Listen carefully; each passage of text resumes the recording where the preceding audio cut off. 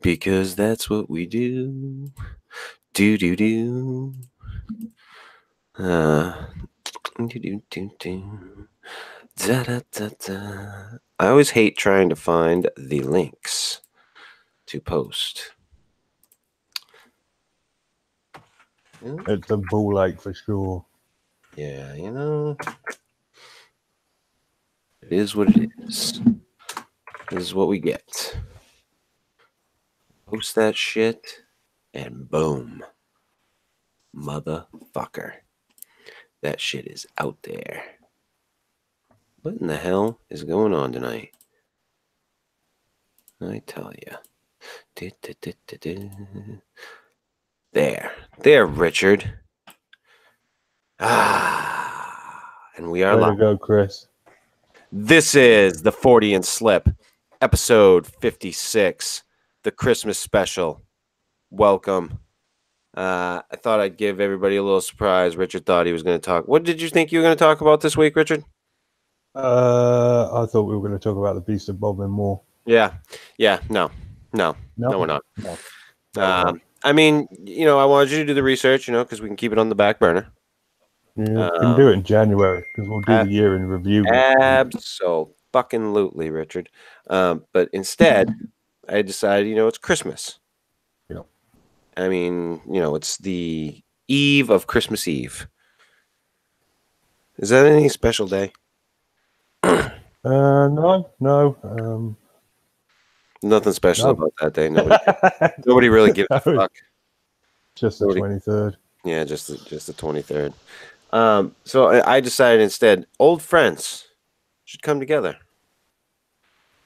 And I invited Mr. Fred Dunn on the show. Fred, welcome back to the Fortean Slip.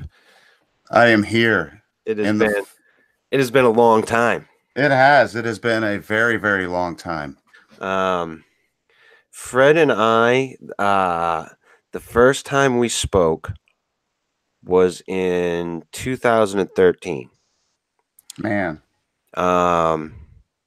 I was just starting the Fortean Slip. And I had said to him, dude, I'm asking you for a solid. Can you give me? I think the first thing I had asked you for was the Bigfoot bedtime story picture. Yes. With the Bigfoot reading to the little baby Bigfoot with the fucking nightcap on. Yeah, I remember that one. Yeah.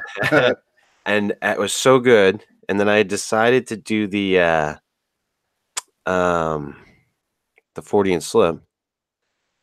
And I had asked you to do the cryptids playing poker. Oh yeah, man. I forgot all about that one. Yeah. And I had explained to you my idea, you know, how I wanted them to have the tarot cards instead of regular playing cards. Yep. And you threw out, I can't remember if you threw out, I'm pretty sure you did, the Ouija board in the center of the table. Yeah, I think that was your idea. A bunch of things back and forth. Yeah, I'm not sure which of us came up with it.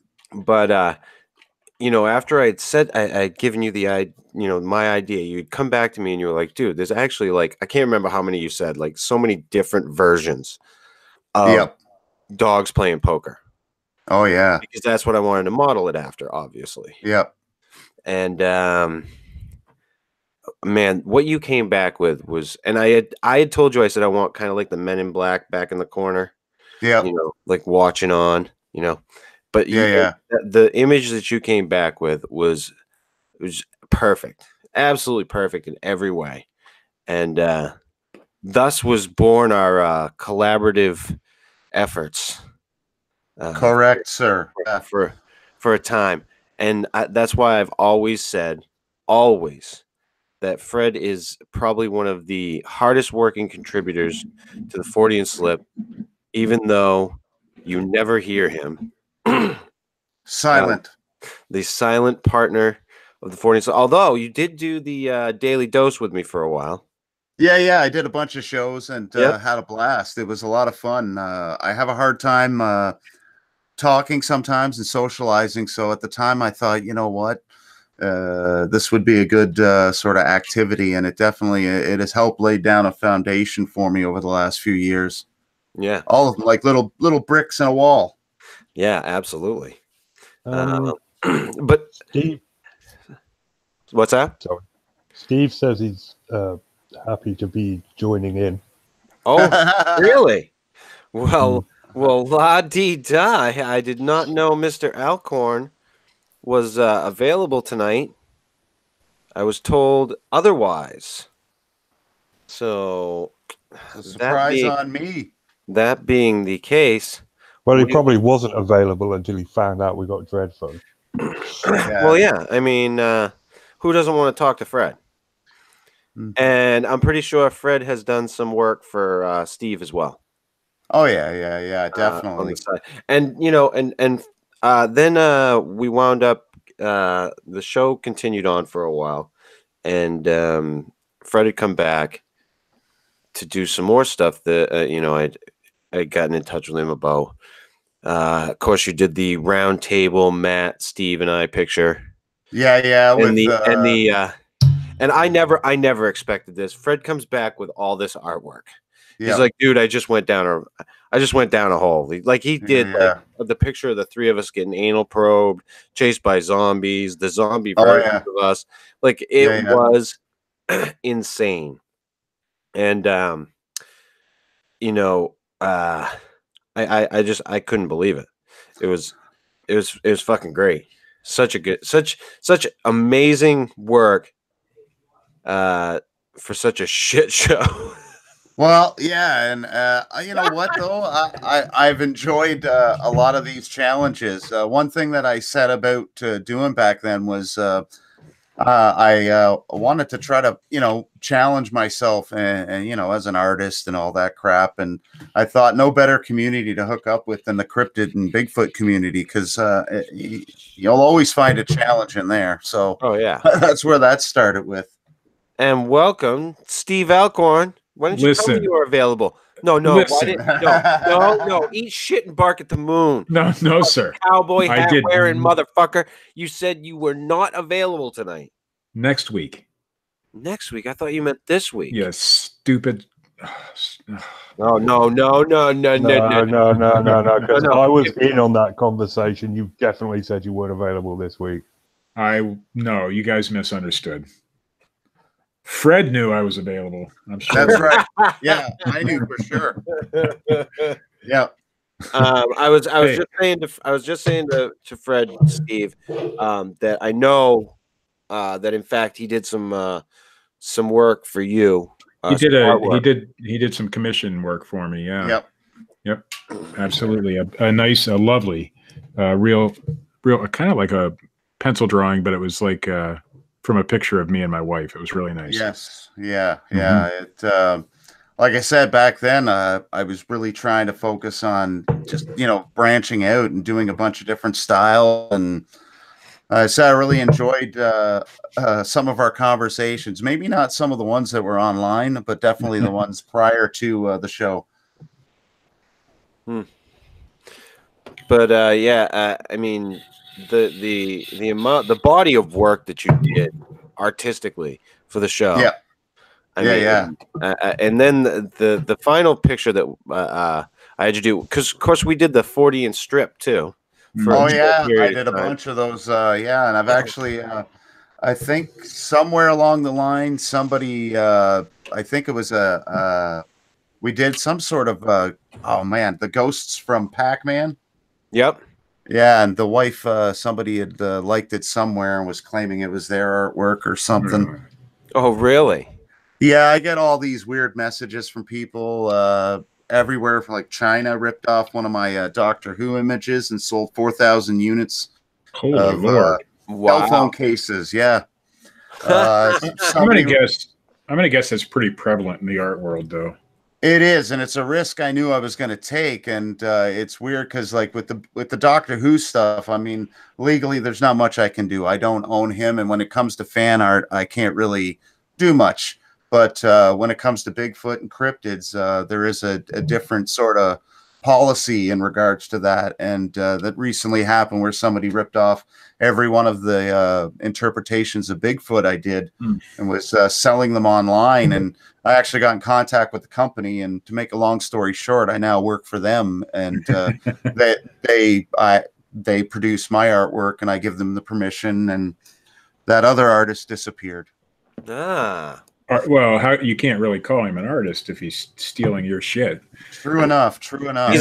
Well, no, you can call him an artist, a con artist. Yeah, scam artist, con artist. Yeah. And then kind of things. It wasn't that things fell off between Fred and I. No. We just kind of lost contact. I noticed that Fred was getting more into doing the Comic-Cons, and he was getting a lot more commission work. And I knew, I mean, from what, the talks that you and I had, I knew that you wanted to make more money at what you were doing. And and doing it the way you were doing it wasn't panning out for you. And I think it's one of the greatest travesties that your channel on YouTube doesn't do any better than what it does. No, and it's true. And I've tried a bunch of different tactics, and it's something like, I mean, I'm into the fight game. I love professional fighting, especially mixed martial arts. And they're always talking about how you can't force the knockout. And when it comes to this kind of self-promotion, it's tough. You can't go for the knockout. You got to sort of wait and let things happen naturally. And almost like fishing, I got a lot of lures out in the water, and I finally got enough out there with a good enough amount of bait that, with the help of my wife running things behind the scene, I'm able to reel in some of these projects, and you got enough of them on the go. Mm-hmm. Plus these Comic-Cons, which have been incredibly interesting to go and physically meet people and have them tell me if my artwork is good or if they think it sucks. And I've had both of those experiences.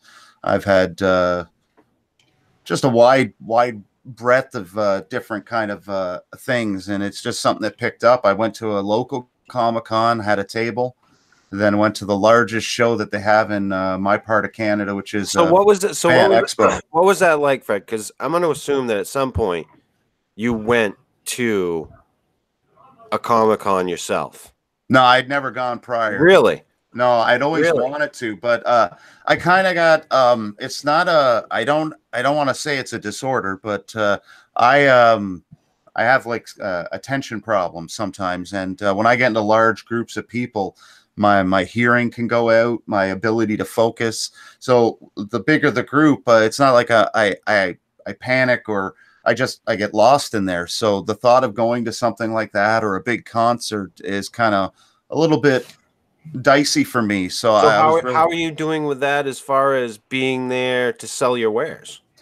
The first bunch of shows were tough. I found out that right off the hop that physical presentation and sending out, like good vibes really make a big difference. I was kind of, all tensed up and very I don't want to say confrontation, but when you're selling something that's personal to you, something that you work on as a craft, whether it be drawing, making cabinets, sculpting, whatever it is, it's tough when you have to deal with criticism and when things don't go your way. And at the time, the first few shows were very tough, but I had some folks that looked past my physical image, which can be kind of intimidating at times, and help me out with some advice and stuff here and there. And for the last 3 years, I've really almost been able to enjoy going to some of these shows, and they're great. Like, the people are awesome, and there's no problem with anything there. The problem, I guess, lies within me and just having to focus and try to give these. I totally feel you, Fred. I'm the same way. Well, big crowds I just don't do well on them, No, what helps me with this is the fact that, like, each of us independent artists will be given a small area, and that area becomes almost like a haven for me. And almost like, when you're playing tag, I'm able to run home and touch down, and because you're not part of the crowd going through. True, yeah. And I find that a lot of people that I that I've interacted with that are both there to purchase stuff as well as vendors and other artists, they all feel the same. Everybody's got that whole feeling of, you know, I hope it's good enough. I hope I do well. And for me, what really helped was giving up on like a competitive look at it. Like for me, art can't be competitive. It's subjective. Somebody might really, really, really like my artwork, which is, you know, sort of lends to itself to realism. Whereas other people like more abstract or something that's more cutesy or whatever the case may be. And I've learned to appreciate them all. I can't imagine people not liking your artwork, though. I mean, you're no Richard Allen, but no, true enough. True enough. No, you don't hold a fucking candle to Bigfoot teeth and call you know, I mean, guys, Richard, what can I say? I'm a humble creative genius. As much as I like to bitch about the fact that I don't understand what the fuck they're about, I mean, come on. Artistically, they're all a triumph. They are. I mean, the ones I don't understand are the ones I enjoy the most. I've actually found myself having to do research on occasion. Reading some Lord. Too much effort. Getting like phone calls from the Louvre, and they're like, "We want to put your pictures up." Because that's what you want to do when you're reading a comic strip. Yeah. You want to have to access Google. Yeah. No, seriously though, man, you are just an amazing talent. And from the first moment I think we ever saw your artwork, we were all fans of it because it was just so good. Not you. Perfect timing. I was going to say, Steve, are you talking to me or Richard?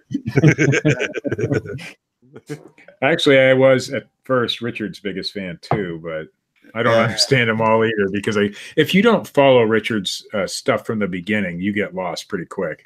So you had to be a follower from the beginning, but it's one of those, huh?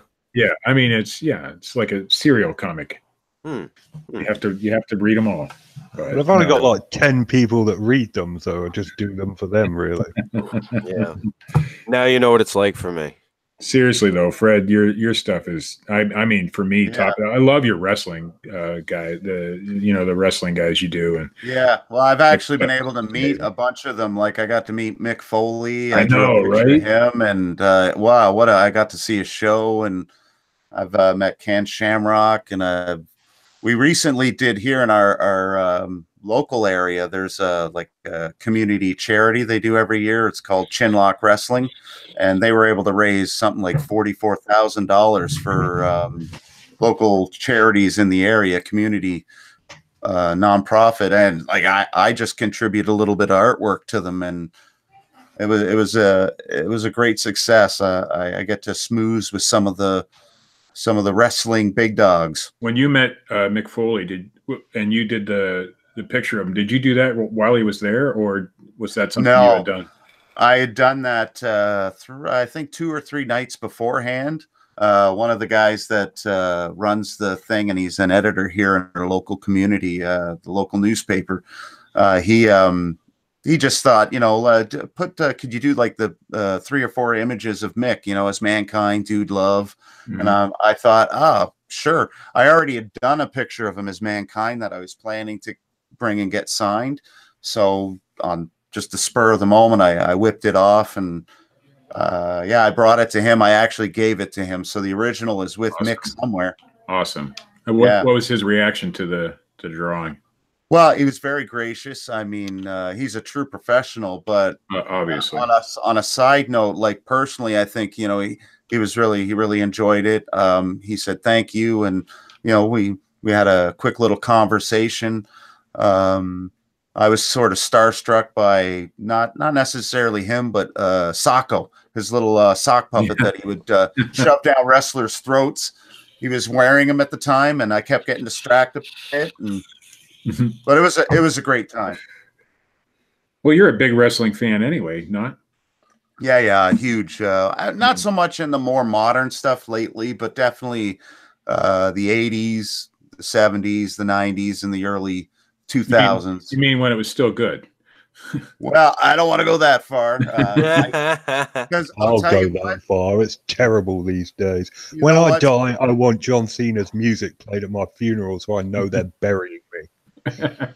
You want to know? You know what I want to see is the documentary that was done on Jake the Snake Roberts. Yeah, I think I've seen bits of it. Yep.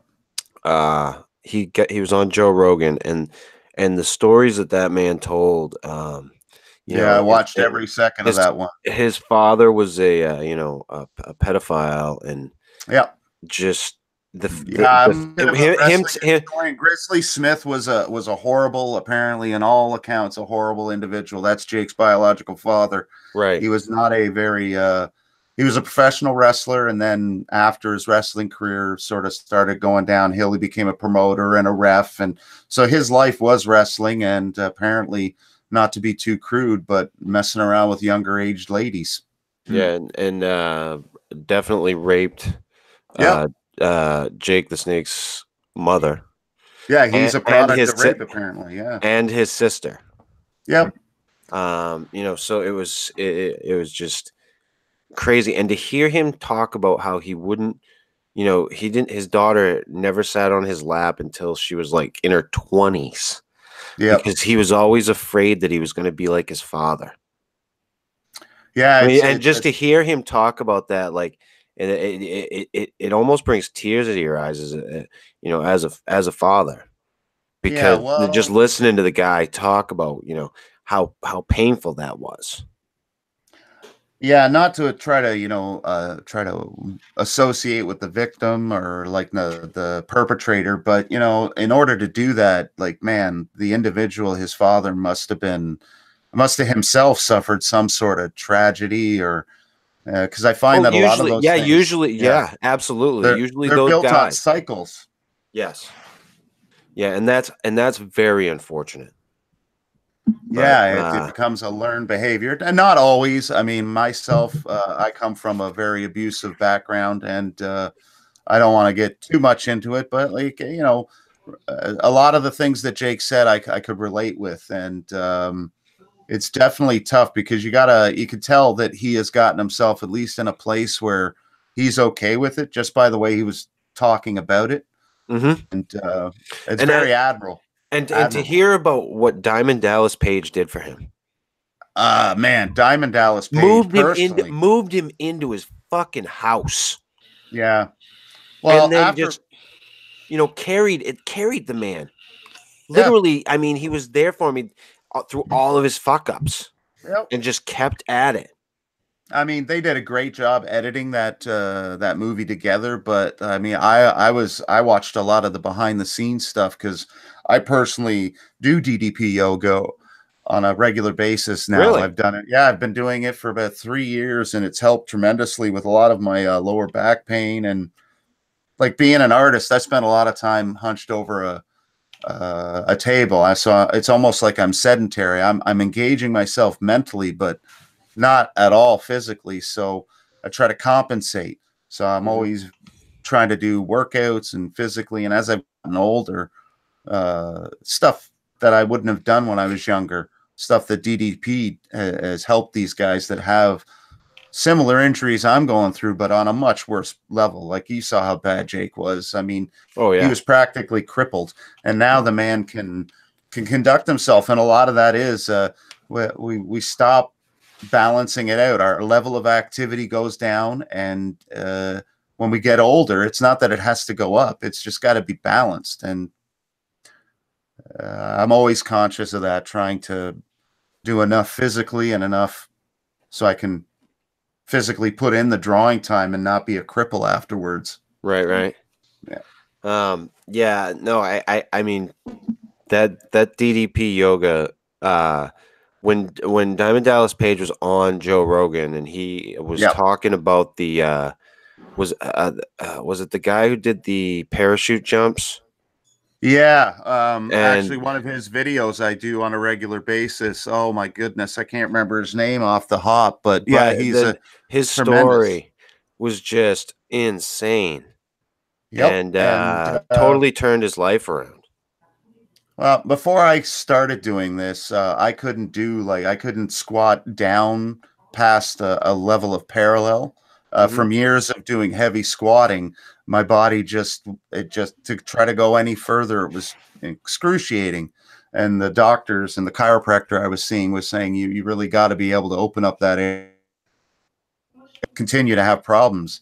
And his step-by-step process, and I mean, originally I think it was called Yoga for the Regular Guy, or Regular Guy Yoga. And I think right after the show on Joe Rogan, I think it's officially DDP Yoga now, because I mean, that's what everyone was calling it. Right. It's incredible what he can do for people in advanced stages of limitations, I guess, physically. And he's got it. It's interesting because, like, even my wife, who's a cancer survivor, it's got different levels for people in different stages. So if she's got to step away from doing yoga for a few months, she can come back in at a level that's comfortable for her, and I can sort of maintain doing the stuff that I've built up to. Yeah, great program. So how's that been transitioning from working? Because you used to do like an after school program. Yeah, and now you and your wife work together and kind of do your own thing. How was that transition? It was a long haul transition. About 3 years ago, I had to cut back my hours severely just because some of the deadlines. Because on occasion, I'll work with smaller publishing companies in the States, where you guys are from, and they don't mess around. So a lot of the times you'll have to sign a contract and have it done by a certain time, or there's financial penalties. Right. So it was getting tough. Like, we were doing all this stuff anyways, so I finally just had to pull away and give up doing that and just focus on this full time. And what is as a side product, I don't know at what point, but somewhere along the lines, I'll be opening up or doing some sort of teaching of local kids when it comes to art. I don't know if I'm going to be hooking up with another program, or doing it on my own, running like an art program out of my house or at a facility. But I've gotten a lot of people really want me to continue, teaching their kids in the art, because that's what I was doing mostly at the after school program. Mind you, I was also responsible for a lot of other stuff that was kind of right. But if you're doing that, you're not going to be, if you're subbed out in that way, you're not going to be responsible for the kids as much. You'll be more, it'll be more, a different type of thing. Well, and we didn't have it's not a disagreement, but the thing is, for them, they're looking to facilitate after school care. And for me, I want the children that want to do the art, I want them to want to do it. You can't force it.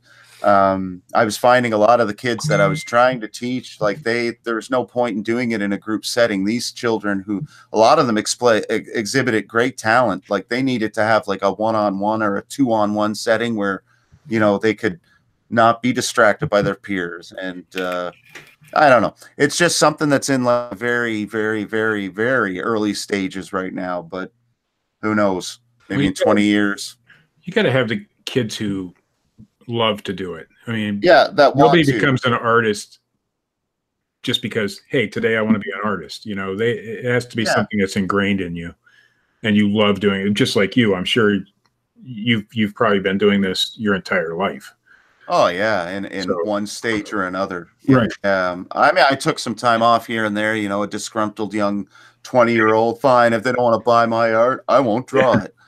It's tough because it's tough. I had a mentor that would come to my school when I was very young, and he was a local landscape artist. So he would go out in a canoe and paint things in oil paint. And I remember him fondly telling me, he's like, be prepared to have a lot of difficulties if you want to make art your profession. And he wasn't like he was trying to discourage me, because he sure as hell didn't. Right. But it was definitely, he was trying to, be ready. It's not what you're thinking it's going to be. And it never has been. It's been just like being a musician or a writer. it's really super tough to make a name for yourself in those industries because there's so much talent out there. Any type of creative field. Like, I mean, if you're creating woodwork or, you know, art, music, anything, it's a very difficult thing to do. Because you pour everything into it. Yeah, it's yours, and then you have to deal with rejection and even the adoration.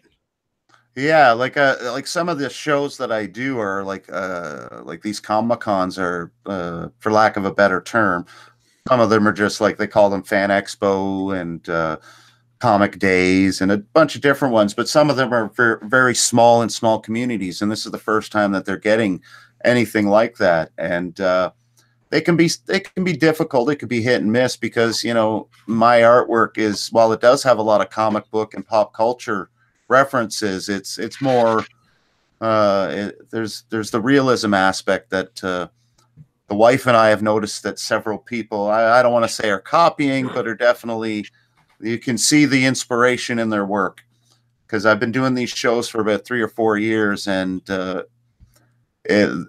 way they're structured is like us artists, independent artists, we sort of hang out in a middle part, and then they'll have all the professional artists ringing us around the area.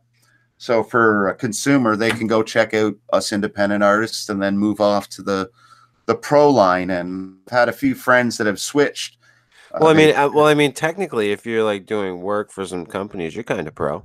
Well, that's it. That's what I was kind of getting to. Like I myself, I could apply for one of the pro tables and potentially get them, but it just seems that like for me, my success comes from being able to display my wares.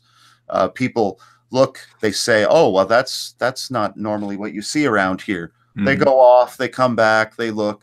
They'll have a conversation with me. I'll talk to them about, you know, my YouTube channel and how I started it up to help people realize that, you know, this level of art is possible.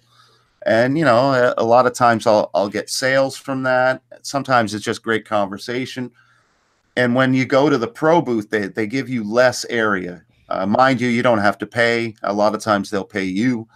But a couple of guys that have went and gave it a try didn't have a very successful outing, so I'm on the fence right now. Right. Yeah. And then they keep like the celebrities like Jason Momoa and all those guys hidden way far off. Right, exactly. The only time I was near them was in a show in Hamilton. I got to see all the wrestlers. They were walking by our booths. Shawn Michaels, the boy toy. Nice. Yeah, but they're pretty good shows. But yeah, it's tough because like I see a lot of young artists, like they're doing their first show, and part of me wants to go over there and give them advice. But you know what? I don't want to be the turtle that's sitting on the baby turtle sitting on the beach thinking I should go back and help those turtles, and then I get eaten alive. Yeah. You know, I want to be the baby turtle that's striving to get to the water and let the other ones, the strong ones, make it there with me. And then maybe we can team up and do some stuff and and fight crime. Well, yeah, and become Teenage Mutant Ninja Turtles. Oh yeah, a lot of turtles. That's the best thing about it is kids and cosplay. Like some of the kids that dress up. I ran into a child there. He couldn't have been more than 10. Not only was he dressed entirely as an exact replica of Jason Voorhees, but when he took off the mask part, he had a mask underneath of Jason's face. Oh, nice. Cool. Without the mask, yeah. Yeah, just something him and his dad got together and over the course of a few months worked on. And those cosplay people, they take that shit serious, man. Yeah, there's two different kinds too. They're the cosplayers that are just there to sort of, you know, do it because they love it. There's no real financial benefit for them. And then Steve completely understands that, Fred, because he cosplays as a cowboy. He does a good job. I thought you were going to go back to this whole furry thing that we had a discussion. He pretends to be a cowboy, and I don't understand if people buy it or not, but no, they don't buy it. He's not. Man, every time I think of Steve, I think of cowboy hats, horseshoes, and Marlboro cigarettes. I don't know why. So for Fred, I'm doing a good job. I think, or actually pray for what comes from that, lung cancer. Yeah. Well, it's actually fun. Well, the wife, my wife is into big time sales, like getting deals and everything. So it's neat every time on occasion I see some of the stuff that Steve will pick up and his sort of thrift shopping adventures. And we call it somebody. Finally, somebody on this show who understands and can appreciate what I do. I do, because I like to get a good deal, and the wife does too. And it's neat when you can, because that's a lot of what it is at the Comic-Cons. Like you're not there for everybody. Steve likes to get a good deal too, Fred, especially at an adult bookstore in the back of a little glory hole. Yeah. He keeps sticking his thumb in there for some reason, eh? Yeah. No. Where's that supposed to go? I did like you, Fred. No. It was bound to happen. So, Fred, and I mentioned this before the show. I know that you can't. You posted some pictures, let's say. Yeah. And they would allude to the fact that you have something coming up. Yeah, at some point in 2019, I'll be making hopefully an announcement. I can't really. I could say I signed one of those NDAs. I did one of those things. It involved a flight to the good United States of America, because I'm Canadian, and it was neat. You weren't in any trouble for the pictures that you posted, right? Nope. Okay, so not that I know so far. So what we can let people know is that Fred traveled to, I believe it was Los Angeles. Yep. And there was some pictures of the hotel I believe you were staying at, and maybe some production work. Yeah, well, there was and then don't say too much, Fred, because I personally don't want you to get I know all about NDAs, so yeah.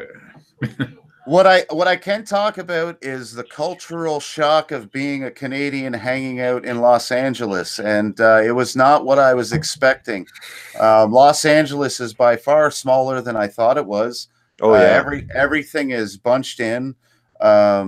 We were kind of in like an airport hotel. I was only there for a couple days, I think 3 days or 2 days tops, one night, and it was just a whirlwind.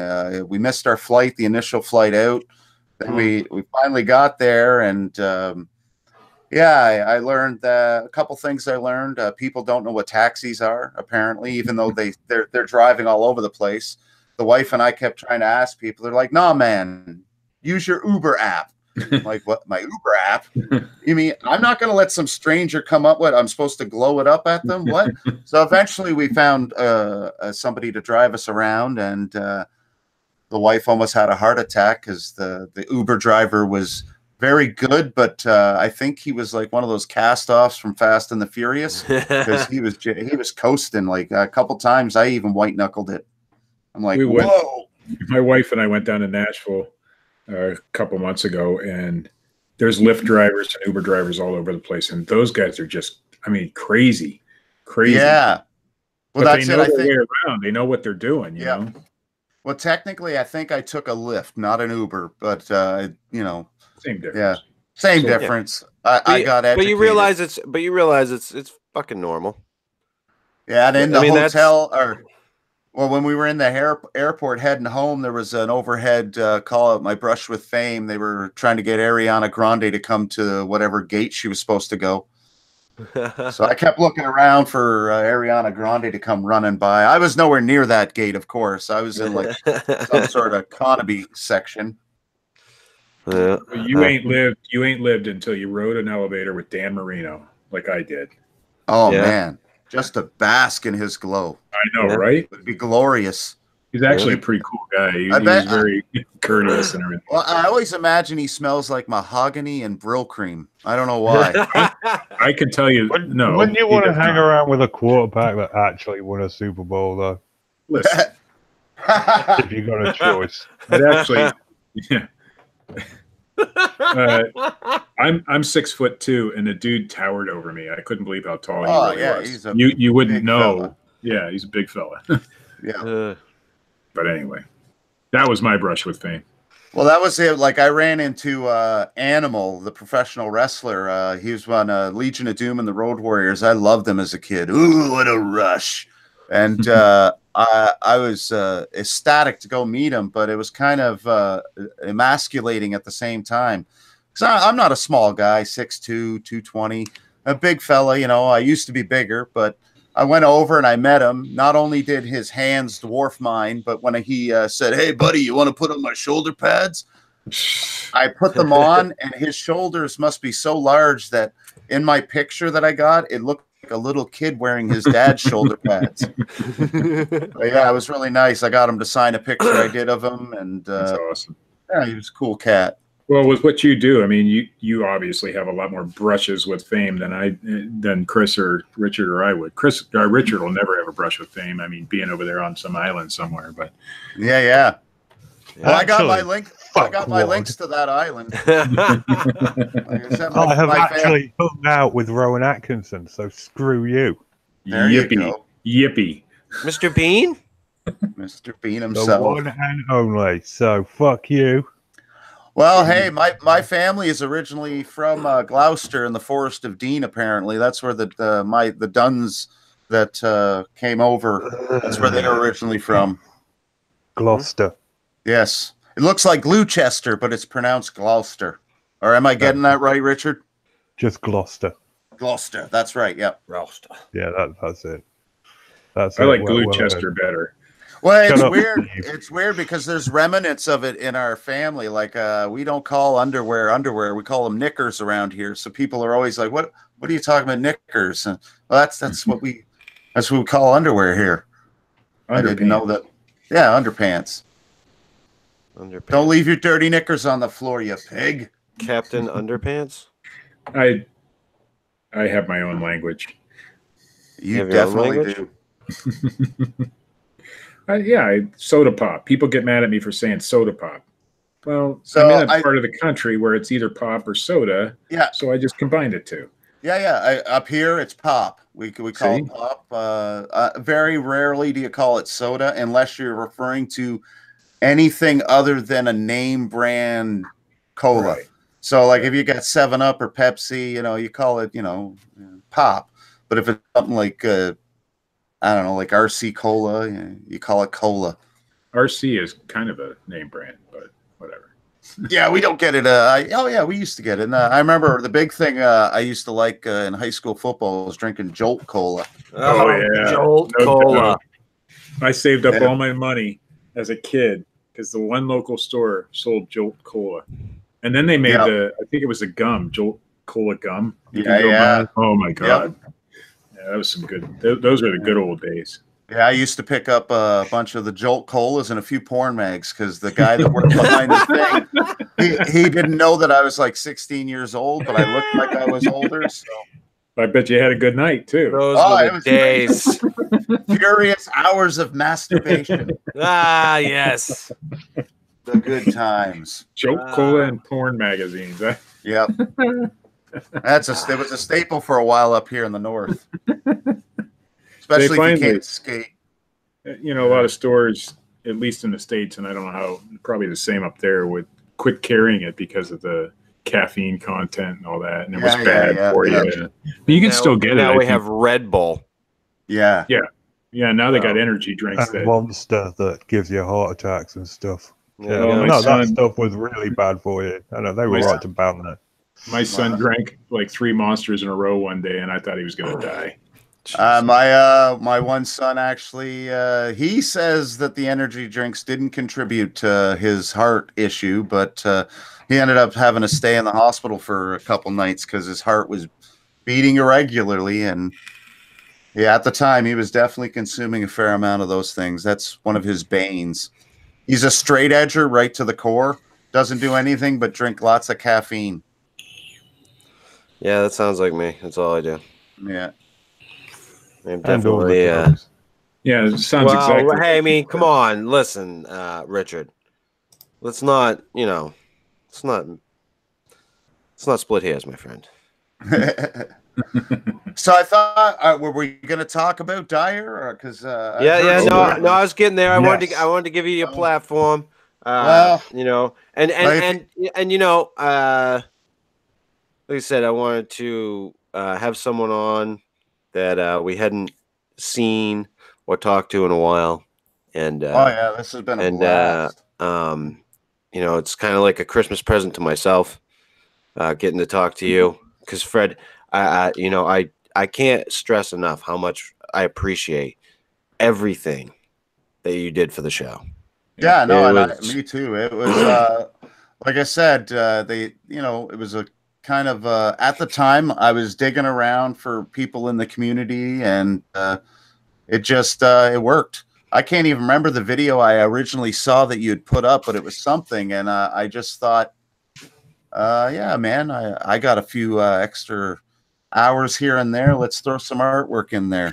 Extra hours, man. I got 1, 2, 3, 4 of your drawings on my back wall back here. Yeah. And then, of course, the one that you did on commission for me too is in my notes. And yeah, my wife even, she doesn't follow this show. She hates this show, and everybody knows that. But she loves the artwork, and we had it hanging in our living room for a long time. So awesome! I'm honored. Yeah, I remember messaging you, asking you if I could make a couple posters out of it. I didn't want to do it without your, you know, telling you first. Oh, no, for sure. Yeah. And so when I do my morning show for the reselling stuff, it's in the background, and I've gotten a lot of questions, and I've tried to direct them to your YouTube channel, and hopefully you've gotten a few subscribers from that, but I don't know. I can't keep track of all of that. Like my YouTube channel, it's odd because it goes up and down. They recently demonetized me because of my content time isn't high enough. I've got everything else covered, so they want me to change my whole format. And right now it's working. Like I'm using it as, you know, and I can never tell which person that I've interacted with, or that has interacted with somebody that has interacted with me at some point that then contacts me. But it happens all the time. Like somebody says, "Oh yeah, I heard about you from here," and well, I hope that I've sent a few your way. I don't, and I hope this show here too has sent a few your way. I'm sure it has, but I know it's definitely sent a few that I've had to block on Facebook.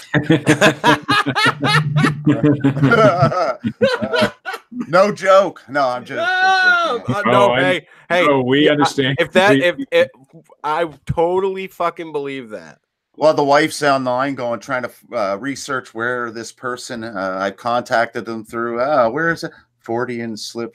There we go. Okay. That's where you got in contact with whoever it was. We apologize. That's okay. No, we don't. No, it's been fun. Like for a while there, I was getting weird requests. Can you draw like severed chimpanzee heads, or like, can you draw a fetus with the feet of a chimpanzee? And Could you draw a tentacle monster? Fucking not yet, but it's on my list. Maybe I can have it fucking a chimpanzee with a severed head. With a severed head. Steve. You gotta go big. You gotta go. If you're gonna do that, you gotta go Bigfoot. Yeah. All right. But yeah. So anyway, Rick Dyer. Rick Dyer. Yes. Is he back in the news? He's back in the news, Steve, because karma has served upon him righteous fury. What happened now? Oh, this story is great. So first of all, Rick Dyer is like, if you don't know who he is, just fucking close down YouTube and leave, because we don't want you as fans of this show. Okay, he's one of the bigger frauds and con men in the Bigfoot community. He's different in that, you know, unlike Matthew Johnson, Kelly Shaw, Todd Stadling, and all those other cunts, he will actually admit in the end that it was a hoax, but that's the only different thing he does. Now, the end of last week, he went out to Thailand. He'd met a girl on the internet, and he went to get... Wait, whoa, I thought he was married. Yeah, well, come on, Steve, let me tell the story. He went out to Thailand to get some action, basically. He met this 19-year-old girl. They had lots of sex, got her pregnant, blah, blah, blah. Came back to the States, told Lily it was over, moved out. I don't know what's going on there. They're getting a divorce, I know that. Darn. Anyway, a come to find out, she was already pregnant when he went out there, and she was in fact scamming him and taking all his money. Bam! But first of all, you get a message from a girl in Thailand or Nigeria or the Philippines, whatever. It's probably going to be a scam. I mean, Rick should know that.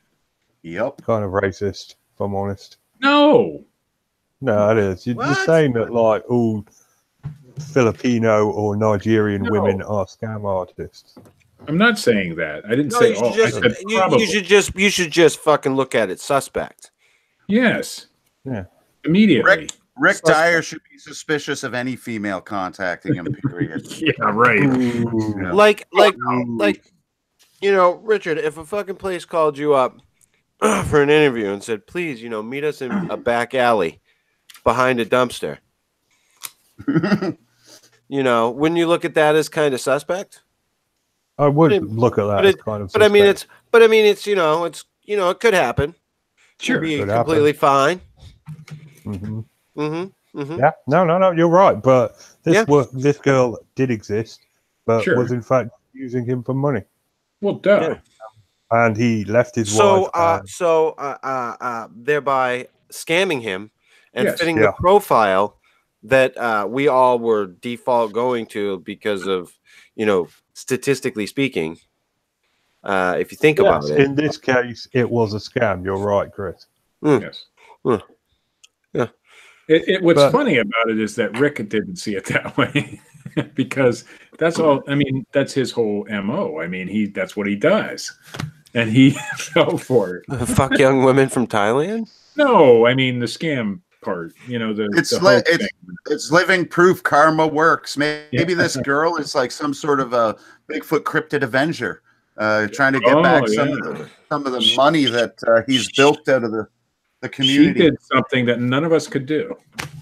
Everybody's been trying for years to bring him down. Yeah. Well, the joke of it is, you know, he's going to lose most of the money he made in that whole Bigfoot scam thing to buy his car lot and everything in the divorce. Yeah, sure. What this Taiwan woman has taken. So, had it all knocked back down again. How did you find out about this, Richard? It's all over the fucking Bigfoot groups. I don't follow the Bigfoot groups anymore. Did Rick make a statement, or is this how? Oh yeah, Rick and Lily both made separate, really long videos. If you've got the time.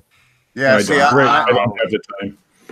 I came into the story after something about one of Rick's friends having a rather raucous adventure alongside Rick in his Thailand excursion. Yeah, I don't know if Richard knows what I'm talking about, but there was some sort of filmed footage, I guess. I'm not sure. Taiwanese lady boys. Was it like found footage? Are we all going to be horrified? It will be now. I'll tell you though, I don't wish any harm or bad luck on even Rick Dyer. I mean, I've actually spoken with the guy. It's kind of funny that something like that happened to him, but in a way it's not, because there are women all over the world who will do shit like that to a guy, and there's guys who will do it to a woman too. I mean, but maybe somebody else can learn a lesson from it. I don't know. So maybe something good will come out of it, but still, I mean, it's Rick Dyer, so it's kind of funny. It is, yeah, absolutely. But anything else going on in your future, Fred? Not much that I can disclose or let be known. I do know that when I get the green light, I'll hopefully be back on the show and give everybody a heads up on the inner workings of my excursion. Absolutely. Yeah, we definitely have you. And like I said, you know, I wanted to get a chance to talk to you, you know, say Merry Christmas. You know, thank you for everything. I did also, Steve, not that this involves you, because nothing ever involves me. I mean, you won't be any part of this one anyway. I did speak to another good friend of ours, Mr. David Batdorf. Oh, really? How is he? And I said to him, I said, here's what I'm thinking, David. One night only. The return of Down the Rabbit Hole with David Batdorf. And him and I are going to speak this Saturday. Awesome. And we are going to discuss maybe a bunch of different things. What's Mr. Batdorf up to nowadays? We haven't seen him around in a while. I didn't get a chance to delve into too much of that with him. You know what's going on with him. I know he's had another kid at this point. It's been Christ 4 years since I've seen him. You know, in person. That was when I went out to Washington and met him. And David's just a great guy. Well, you and David had a good thing going there, and then he just kind of dropped off the face of the earth for a while. Well, yeah, and I always like talking to David, because talking to David, and hence why I called the show when I did it with him, Down the Rabbit Hole with David Batdorf, because we tended to just bounce these ideas off each other in hangouts long before we ever did a show together. Oh, yeah. And just start going down these weird little threads and rabbit holes that it was fun to me. It was very, very fun to me. So I'm hoping that cool dude. Yeah, he's awesome. And when I went out there, I got to have dinner with him, and I met his wife. And now we have to settle for Richard Allen, because Batdorf's been out of the picture. So fucking moose, Steve. Yeah, because we could have had David Batdorf. That would have been great. I know. Steve. Yeah, things that could have things that could have been. Things that could have been, Steve. Alternate realities, Steve. Yes. I am all you guys are capable of getting, and it's about damn time you appreciated me. Oh. I'll let you know when it's time to be appreciated. Hey, we got Fred done, so we must be doing something good. Yeah, that's right. Hey, listen. Yeah. No, for the record, Richard, I am grateful for you. You got us Mick West. Yeah. That was a good show. And there's nothing that anyone is going to get that is going to be better for me than Mick West. That was the longest running gag that we had on this show. Somebody get me Mick West. I said it and said it and said it. And motherfucker, you got him. So Merry Christmas, you fucking British prick. Do they celebrate Christmas over there? Yes. Celebrate Yule. Yeah, I was just going to say yes, but they do it traditionally. Oh. We burn hogs and stuff. Yeah. I always think of, when I watch anything by Charles Dickens, like The Christmas Story, I think of Richard. So. Yeah, every year Richard sticks his head out his window and goes, "Little boy, what day is it?" Give me that big goose in the butcher's window. The big one that's as big as you. God bless us, everyone. You know what? When you're dead, you don't care about that shit anymore. So I think Scrooge really reacted poorly. He was doing it perfect. Should have just been all, fuck little Timmy. I'm keeping my money. Timmy. Yeah, no, I mean, yeah, I agree with you, Richard. I think he should have just kept his money and still been a Scrooge. I mean, he was better off, wasn't he? He was much better off. Monetarily. And fucking, and in this day and age, SJWs would never tolerate 3 ghosts going around abusing old men in the middle of the night. Ooh, there's a cartoon in that. It's a good idea. Yeah, thanks, Steve. See that? We're just inspiring everybody tonight. Fred's going to draw this technical monster fucking a chimpanzee with no head, and you're going to draw 3 ghosts harassing an old man. Yeah, and then my wife will spend 3 days trying to figure out where that came from. I was talking to Steve. Fred, why did you draw this? Yeah. And why does it have a voice track by Chris going, oh. Oh, well, we did invite Fred back for when he has his big announcement, but his wife may have different plans. Yeah. Every now and again, she undoes the chain around the drawing board, and I get to go hang out and do stuff. So nice. Yeah. You're like one of those kids in China making iPhones. Here's sometimes. Here's the thing. My wife allows me to do this show as long as she doesn't have to hear any of it. Yeah. I hate that show. That's like my ultimate goal is to get your wife to like the show. My wife? Yeah. Good luck. Anyone? It's my ultimate goal. I'd be happy. Remember that time? T-shirts printed for her to wear. Yeah. Richard had a Fortean Slip T-shirt once. Never actually got it. We broke up before she gave it to me. So there is one somewhere out there. That's funny. I remember you telling me that. I remember you messaging me that and telling me that.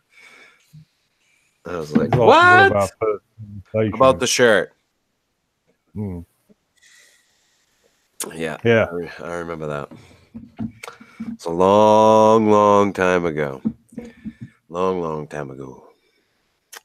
But Fred, I mean, I hope that everything keeps going in the direction that it's going for you. Yeah, I'm hoping so too. Like, I mean, I hope something comes from this trip that I took. I still don't know. We'll find out in the future. And like I said, I will be letting the vast. What are your minions called? Don't give him the fucking chant. No, they are not. No, the fuck they are. They're cool slip-ons. They are. Richard, you're a piece of shit. I call them dickheads, but whatever. Yeah, I mean, exactly. Thank you, Steve. Thank you. Thanks for letting me bring that up, Fred. It's been a while. That's good. Fucking alley-oop that motherfucker. Yeah, it was a bounce pass. Yeah. Jesus Christ. Hey, Fred is one of the original Slipites. So. That's right. Yeah. Mm-hmm. I go back way back. Steve, don't fucking entertain the idea. He said it. He said it. It's he was one of the original dickheads. That's right.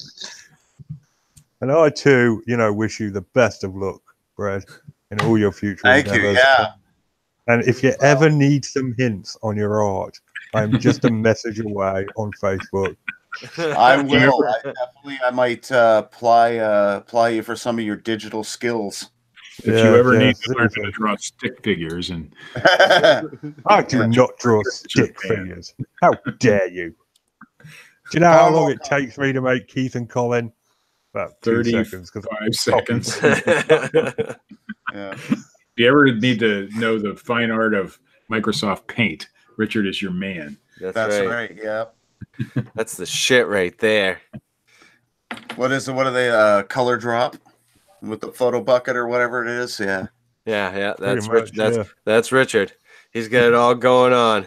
Boom. I'm a humble genius. We got two amazing artists on the show at once. When did that ever happen? Steve, I mean, unbelievable. We did have we did have at one point, and you weren't on the show, but we did have Gene St. Jean on the program. The sculptor, yeah, who does amazing work. Yeah, I think I'm liked to one of his pages on Facebook. He posted something a while back. It's not triggering in my head right now, but I remember he did something. I post on the Fortean Slip like page some of his sculptures every so often. I'll come across one in my timeline. I'll share it. Might have been where I saw it too. Yeah. But because he does the whole cryptid line that they're doing there, and he's done a bunch of other shit. He did the Legend of Boggy Creek monster. That's right. Yeah. I don't even know how to pronounce that. I guess I say it wrong every time I say it. Yeah, the Thauk, or I don't know. Fook. You got to say it like Conor McGregor, the fighter. Who the fuck is that guy? You got to say Fook. Who the fuck is that guy? That's right. Yeah. Fook. The Fook monster. I don't know. I'm probably getting it wrong too. Close enough. Could be. But yeah, and Merry Christmas to everybody. Obviously, Merry Christmas and good tidings, good cheer.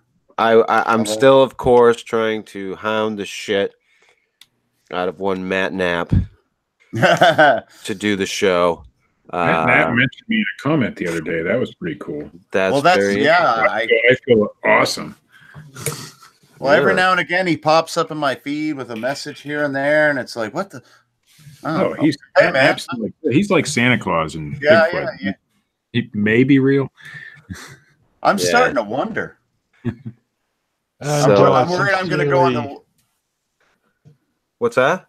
I'm worried I'm going to go into Walmart and see, like, you know how they have those fake pictures in the frames, and I'm going to see like Matt Knapp's face and like realize that there is no Matt Knapp. It's just he took this out of a frame. That's why he just photoshopped it in there. And that would be fucking hilarious. That is the greatest. Oh my god. Matt Knapp full of them tonight. A creation.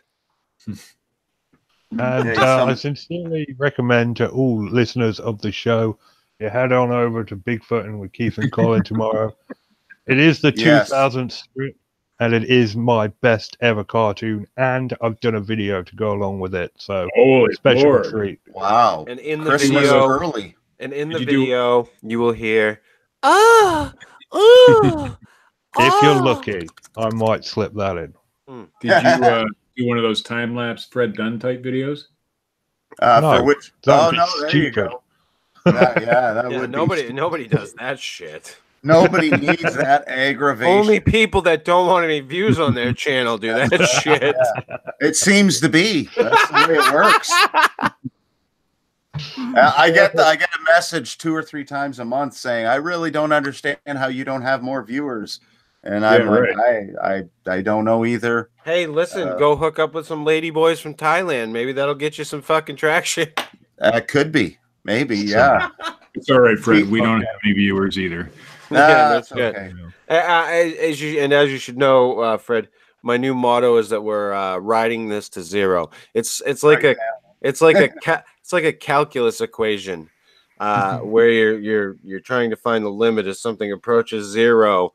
And it probably will never quite get there because there will always be some dickhead named Dean Cooper in the fucking chat. But it's I'm riding it to zero. We should have him as a guest. Dean Cooper? No, he's been banned for being a guest. I'd rather drink my own piss. I want Dean Cooper's parrot. But not Dean himself. Although I think they're one and the same. I haven't. But I'm hoping that the show with David Batdorf will be out after the new year. So I don't know if I can get it done before. So you get all sciencey with the Batman, the Batdorf man. Yep. Yeah, I miss our talks, so that'll be fun. And trying to hound Mr. Knapp. It is a constant struggle. Someday I'll shame him into it, or I'll have a fucking guest on that for some reason he decides to tune in and get irritated and be like, "Hey, let me on." Yeah. There we go. Which he's done. It has happened. Mm-hmm. Patrick a pistomon would irritate anyone, though. To be fair. Yeah, that was an interesting show. So I'm just happy to have had you on, man. So good luck with everything coming up, and I look forward to having you back on the show. Yeah, definitely. I'm hoping in the new year, maybe if I get some free time, maybe we'll get an illustration together. It's just always it's the scheduling thing. Hey, you've got dude, and I this is something I said, when Matt left the show, he went to go do something where he was it was getting way more exposure and he was making more money on it, and I was like, dude, that's the thing that you need to do. And with you, Fred, you started making money, and you're busy and making money. You're doing what you love doing. You're having fun doing it. And I wouldn't change that for nothing for you. And I do. I know that this show hasn't driven much your way, but I hope that what it has, you know, if it's driven you some, you know, any commission work, I hope is, you know, it's bound to have. And you know, I hope it has, and I hope that we continue to. But I look forward to talking to you about the your trip to LA. Yeah, once I can, it's tough. Once you can talk about it. Yeah, as soon as they tell me I'm not allowed to talk, that's when the wife's like, "Oh, I really got to watch them now." She's even watched a few of my messages because you got to be careful. Yeah, no, keep it to yourself. And Chris, you're familiar with those. Yeah. Oh yeah. So and we'll talk to you soon. So on that note, this has been the Fortean Slip, episode 56, the Christmas special. That's kind of like the Star Wars Christmas special, just as bad. If you like this shit, hit the thumbs up button. If you don't, hit the little thumbs down button. Leave a comment, subscribe. Check out Bigfootin' with Keith and Colin on Facebook. That's Richard's lovely little comic strip. Check out Matt Knapp at youtube.com/bigfootcrossroads.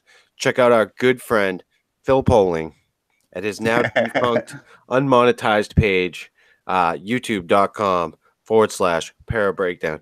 Actually, I think he's monetized, but did he get demonetized, Steve? I can't remember if he actually said he didn't. I don't know. Yeah. Anyway. And last but certainly not least, the star of the show. Me? Fuck off. Dred Funn at dredfunn.com and youtube.com/dredfunn. And that is DREDFUNN. We will be back next week with what, Richard? Year in review. Now you're going to change it up. I hate that shit. The year in review? Seriously? Man, come on. Well, it's going to be New Year's Eve for me, New Year's Eve for you guys. Might as well. A year in review? It's the last show of the year. We have to. We don't have to. There's no law. No, we can do that, Steve. So are you going to do the research back into the shows? Yeah, I'm going to go back to the last show from last year and do it. All right. Well, then that's what we're doing next week. So we will be back next week with the year in review. See ya!